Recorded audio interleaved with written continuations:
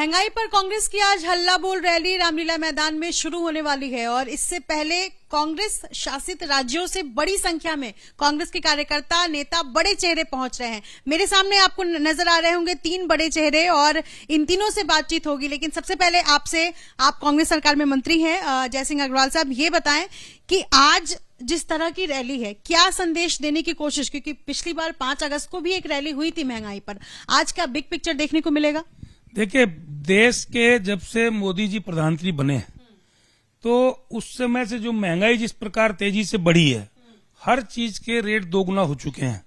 और मैं तो ये कहूंगा बल्कि कि महंगाई का दूसरा नाम है मोदी, क्योंकि मोदी जी के कोई ऐसी पारिवारिक व्यवस्था तो है नहीं कि उनको इस बात की जानकारी हो कि कितनी महंगाई बढ़ चुकी है। गैस के सिलेंडर के रेट, राशन के, तेल के, आपके अनाज के जिस प्रकार से रेट बढ़े हैं, डीजल पेट्रोल के भी बढ़े हैं। तो जो महिलाएं घर का जो चौका चूल्हा करती हैं, तो महिलाओं को जानकारी है कि महंगाई किस प्रकार से बढ़ी है। तो वो व्यवस्था तो मोदी जी के पास है नहीं। अब मोदी जी तो अपने अकेले हैं, तो उनको तो उस चीज की जानकारी है नहीं, इसलिए इस प्रकार से तेजी से महंगाई इस देश में बढ़ते जा रही है, जो अनकंट्रोल है और मोदी जी उसको कंट्रोल नहीं कर रहे हैं। एक सवाल है जो मैं आप तीनों से करना चाहूंगी, लेकिन आरपी सिंह साहब आपसे ये सवाल करूंगी कि बाकी कार्यकर्ता ट्रेन से पहुंचे हैं और 1 दिन पहले 2 दिन पहले पहुंच चुके, आप तीनों फ्लाइट से आए हैं, बिजनेस क्लास में आए हैं, वीआईपी लाउंज में मैं इस वक्त आपका इंटरव्यू कर रही हूं। तो महंगाई पर आज रैली है और बड़े नेता जो है कांग्रेस के, वो अगर इस तरह वीआईपी लाउंज में बैठते हैं तो इसमें कहीं ना कहीं भी सेटबैक हो जाता है और बीजेपी को जो है वो खेलने का मौका मिल जाता है। देखिए, मैं आपको बताना चाहूंगा, छत्तीसगढ़ से यहाँ की दूरी लगभग 1300 किलोमीटर है और 60 ट्रेनें पिछले 3 महीने से बंद हैं। जिस ट्रेन से हमारे कार्यकर्ता आए हैं वो पार्टी ने किराए पर ली है, उसमें अभी अधिकतम 3000 लोग आ पाए हैं। अगर उस ट्रेन में जगह होती तो हम लोग भी आते। हम लोग किसान के बच्चे हैं, गांव गरीब के बच्चे हैं। और रही बात लाउंज में, तो मंत्री होने के नाते इस प्रोटोकॉल का पालन करना हमारे लिए हमारी बाध्यता होती है।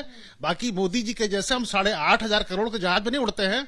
आज भी हमारी सीटें हमारे पास में दिखा देता हूँ, इकोनॉमी क्लास में बैठ के आए हैं और बाध्यता के चलते आए हैं, नहीं तो हम तो ट्रेन से आने वाले थे। तो किस तरह की तस्वीर होंगी सुभाष जी आज रामलीला मैदान में? क्या राहुल गांधी से क्या उम्मीद कर रहे हैं, क्या बोलेंगे अपने भाषण में और किस तरीके से अटैक बीजेपी पर? वो क्या बोलेंगे वो तो अभी आप देखेंगे। वहां महंगाई पे बोलेंगे, देश में फैली हुई जो अराजकता है उस पे बोलेंगे, चारों तरफ जो माहौल है, त्राही त्राही कर रही है जनता, कोई सुनने वाला नहीं है, कोई सुनवाई नहीं है।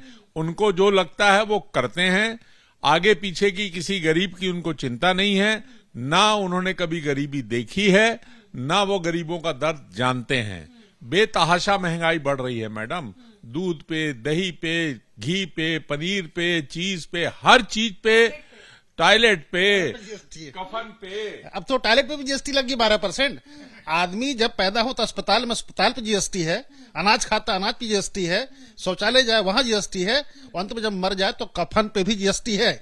मुझे बड़े दुख के साथ कहना पड़ता है कि पूरी दुनिया में एकमात्र भारत ऐसा देश है जहां कफन पर भी जीएसटी है। मोदी जी को शर्म आनी चाहिए। एक सवाल है कि भारत जोड़ो यात्रा 7 सितंबर से शुरू हो रही है, लेकिन आज रामलीला मैदान में ये जो रैली है इस पर बीजेपी ने कल हमला बोला है। संबित पात्रा ने प्रेस कॉन्फ्रेंस भी किया, उन्होंने कहा कि भारत जोड़ो यात्रा नहीं, परिवार जोड़ो यात्रा है कांग्रेस की। क्या आपका इस पर पलटवार? मेरा यही बोलना है, संबित पात्रा जो है ना, वो उनके मुंह में बवासीर है, बोलने की बीमारी है उनको, कि कुछ भी बोलना, अंडरस्टैंड बात करना, और वो डिस्प्यूटेड बातों के नाम से प्रसिद्ध है वो। इसलिए जो पूरी जैसे पवित्र स्थल में जो भारतीय जनता पार्टी धार्मिक उन्माद फैला के धार्मिक बातें करके जो चुनाव जीतती है, वो पूरी जैसी जगह से वो लोकसभा का चुनाव हार गए, सिर्फ इसलिए हार गए कि उनकी बातों में कोई सच्चाई नहीं होती, उनकी बातों में कोई दम नहीं है, और वो उलूल जुल बातें करके जो है अपने पिक्चर में बने रहना चाहते हैं। हाल ही में जो नेशनल हेराल्ड केस हुआ उसके बाद से करप्शन के मामले में बीजेपी लगातार घेरती आ रही है। कल भी मैं फिर उसी प्रेस कॉन्फ्रेंस का जिक्र करूंगी और ये कहा गया कि करप्शन जो है वो तो लेगेसी है गांधी परिवार की, नेहरू गांधी परिवार की। क्या कहेंगे उस पर आरपी सिंह जी? 8 साल कम पढ़ते हैं, 8 साल से मोदी जी प्रधानमंत्री हैं, करप्शन का एक भी चार्ज फ्रेम हो पाया, किसी का डिसीजन हो पाया? मोदी जी सिर्फ झूठ बोलो, जोर से बोलो, बार बार बोलो, गोबल्स का सिद्धांत है। पूरी भाजपा, पूरी आरएसएस और मोदी जी ये झूठ का प्रतीक हैं। गूगल पर जाकर आपके दर्शकों से मेरा आग्रह है, सबसे झूठा प्रधानमंत्री सर्च कीजिए, मोदी जी का नाम आएगा। तो अब धीरे धीरे रंगे हुए सीआर की असलियत सामने आती जा रही है और मोदी जी की सच्चाई क्या है अब जनता जानने लगी है।